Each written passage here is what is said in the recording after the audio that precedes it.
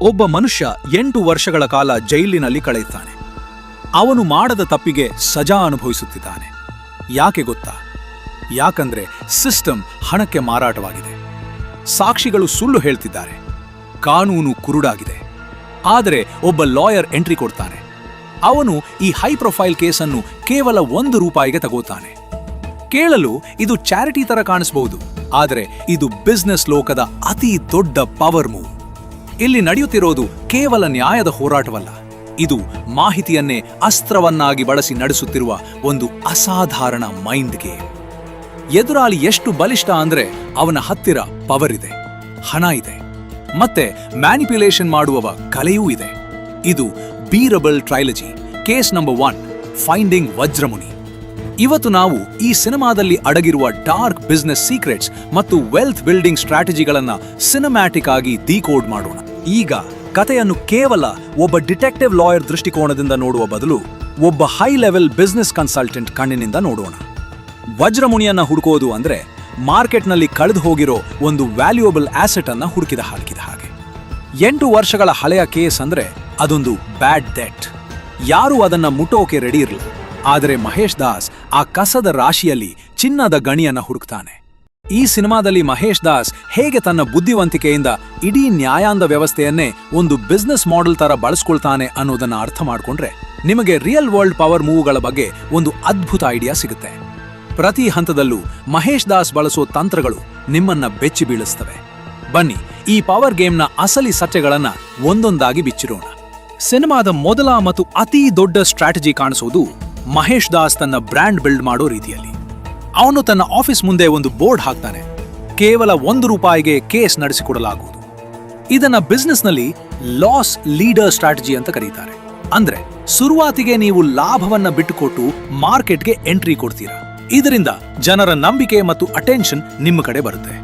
ಮಹೇಶ್ ದಾಸ್ ಇಲ್ಲಿ ಕೇವಲ ₹1 ಗಳಿಸ್ತಿಲ್ಲ, ಅವನು ಟ್ರಸ್ಟ್ ಮತ್ತು ಅಥಾರಿಟಿ ಗಳಿಸ್ತಿದ್ದಾನೆ. ರಿಯಲ್ ಲೈಫ್ನಲ್ಲಿ ನೀವು ಒಂದು ಹೊಸ ಬಿಸ್ನೆಸ್ ಶುರು ಮಾಡುವಾಗ ಅಥವಾ ಫ್ರೀಲ್ಯಾನ್ಸ್ ಮಾಡುವಾಗ ಆರಂಭದಲ್ಲಿ ಲಾಭಕ್ಕಿಂತ ಹೆಚ್ಚಾಗಿ ಪೋರ್ಟ್ಫೋಲಿಯೋ ಮತ್ತು ನಂಬಿಕೆ ಗಳಿಸೋದಕ್ಕೆ ಆದ್ಯತೆ ನೀಡಬೇಕು. ಒಮ್ಮೆ ನೀವು ನಂಬಿಕಸ್ಥ ಬ್ರ್ಯಾಂಡ್ ಆಗಿ ಬಿಲ್ಡ್ ಆದ್ರೆ ಆಮೇಲೆ ನೀವು ಡಿಮ್ಯಾಂಡ್ ಮಾಡೋ ಬೆಲೆಗೆ ಮಾರ್ಕೆಟ್ ರೆಡಿ ಇರುತ್ತೆ. ಆದರೆ ನೆನಪಿಡಿ, ಈ ₹1 ಹಿಂದೆ ಕೋಟಿ ಬೆಲೆ ಬಾಳುವ ಒಂದು ಮಾಸ್ಟರ್ ಪ್ಲಾನ್ ಅಡಗಿದೆ. ಆದರೆ ಕತೆ ಇಲ್ಲಿಂದ ಇನ್ನೂ ಇಂಟ್ರೆಸ್ಟಿಂಗ್ ಆಗುತ್ತೆ. ಮಹೇಶ್ ದಾಸ್ ಕೇಸ್ ಸ್ಟಡಿ ಮಾಡುವಾಗ ಇನ್ಫಾರ್ಮೇಶನ್ ಆಸ್ ಕರೆನ್ಸಿ ಅನ್ನೋ ತಂತ್ರವನ್ನ ಬಳಸ್ತಾನೆ. ಅವನು ಸಣ್ಣ ಪುಟ್ಟ ಸಾಕ್ಷಿಗಳನ್ನ ಹುಡುಕುವ ರೀತಿ ನಮಗೆ ಡ್ಯೂ ಡೈಲಿಜೆನ್ಸ್ ಬಗ್ಗೆ ಕಲಿಸುತ್ತೆ. ಅಂದು ಆ ಕೊಲೆ ನಡೆದಾಗ ಆ ಏರಿಯಾದಲ್ಲಿ ಯಾರ್ಯಾರು ಇದ್ರು, ಯಾರು ಏನು ಮಾಡ್ತಿದ್ರು ಅನ್ನೋದನ್ನ ಅವನು ಮೈಕ್ರೋ ಲೆವೆಲ್ನಲ್ಲಿ ಸ್ಟಡಿ ಮಾಡ್ತಾನೆ. ಬಿಸ್ನೆಸ್ನಲ್ಲಿ ಯಾವುದೇ ಇನ್ವೆಸ್ಟ್ಮೆಂಟ್ ಮಾಡುವ ಮುನ್ನ ನೀವು ಮಾಡಬೇಕಾದ್ದು ಇದನ್ನೇ. ಮಾರ್ಕೆಟ್ನಲ್ಲಿರೋ ಗಾಸಿಪ್ಗಳನ್ನ ನಂಬೇಡಿ, ಅಸಲಿ ಡೇಟಾ ಮತ್ತು ಫ್ಯಾಕ್ಟ್ಸ್ಗಳನ್ನ ಹುಡುಕಿ. ಮಹೇಶ್ ದಾಸ್ ಮಾಹಿತಿಯನ್ನ ಕಲೆಕ್ಟ್ ಮಾಡೋದು ಕೇವಲ ಕೇಸ್ ಗೆಲ್ಲೋಕೆ ಮಾತ್ರವಲ್ಲ, ಶತ್ರುವಿನ ಮುಂದಿನ ಮೂವ್ ಏನಾಗಿರುತ್ತೆ ಅಂತ ಪ್ರೆಡಿಕ್ಟ್ ಮಾಡೋಕೆ. ಮಾಹಿತಿ ಯಾರ ಹತ್ತಿರ ಇರುತ್ತದೋ ಅಧಿಕಾರ ಅವರ ಹತ್ತಿರ ಇರುತ್ತದೆ. ಲೀಗಲ್ ಆಗಿ ನೀವು ಇದನ್ನ ಹೇಗೆ ಬಳಸಬಹುದು ಅಂದ್ರೆ, ಯಾವುದೇ ಕಾಂಟ್ರಾಕ್ಟ್ ಸೈನ್ ಮಾಡುವ ಮುನ್ನ ಪ್ರತಿಯೊಂದು ಚಿಕ್ಕ ಪಾಯಿಂಟ್ ಅನ್ನ ಡೀಟೇಲ್ ಆಗಿ ಚೆಕ್ ಮಾಡಿ.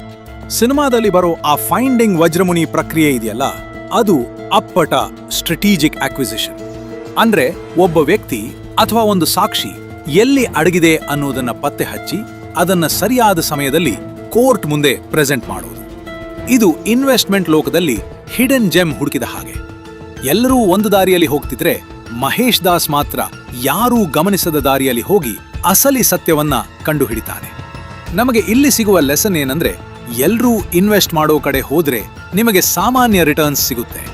ಆದ್ರೆ ನೀವು ಯಾರೂ ಗಮನಿಸದ ಮಾರ್ಕೆಟ್ ಗ್ಯಾಪ್ ಕಂಡುಹಿಡಿದ್ರೆ ನೀವು ಶ್ರೀಮಂತರಾಗೋದು ಗ್ಯಾರಂಟಿ. ಮಹೇಶ್ ದಾಸ್ ಕೇವಲ ಒಬ್ಬ ಲಾಯರ್ ಅಲ್ಲ, ಅವನು ಈ ಕಾಲದ ಡೇಟಾ ಸೈಂಟಿಸ್ಟ್ ತರ ಕೆಲಸ ಮಾಡ್ತಾನೆ. ಅತ್ಯಂತ ರೋಚಕವಾದ ಸೀನ್ ಅಂದ್ರೆ ಕ್ಲೈಮ್ಯಾಕ್ಸ್ನಲ್ಲಿ ನಡೆಯುವ ಆ ರಿವರ್ಸಲ್ ಆಫ್ ಫಾರ್ಚೂನ್. ಶತ್ರು ತಾನು ಗೆದ್ದೆ ಅಂತ ಬೀಗುವಾಗ ಮಹೇಶ್ ದಾಸ್ ತನ್ನ ಅಸಲಿ ಕಾರ್ಡ್ ಪ್ಲೇ ಮಾಡ್ತಾನೆ. ಇದನ್ನ ಗೇಮ್ ಥಿಯರಿಯಲ್ಲಿ ಟ್ರಾಪಿಂಗ್ ದ ಕಿಂಗ್ ಅಂತಾರೆ. ಮಹೇಶ್ ದಾಸ್ ತನ್ನ ಹತ್ತಿರ ಇರೋ ಮಾಹಿತಿಯನ್ನ ಒಮ್ಮೆ ರಿವೀಲ್ ಮಾಡಲ್ಲ, ಬದಲಾಗಿ ಶತ್ರು ತಪ್ಪು ಮಾಡುವಂತೆ ಪ್ರಚೋದಿಸಿ ಅವರನ್ನೇ ಸಿಕ್ಕಿ ಹಾಕಿಸ್ತಾನೆ.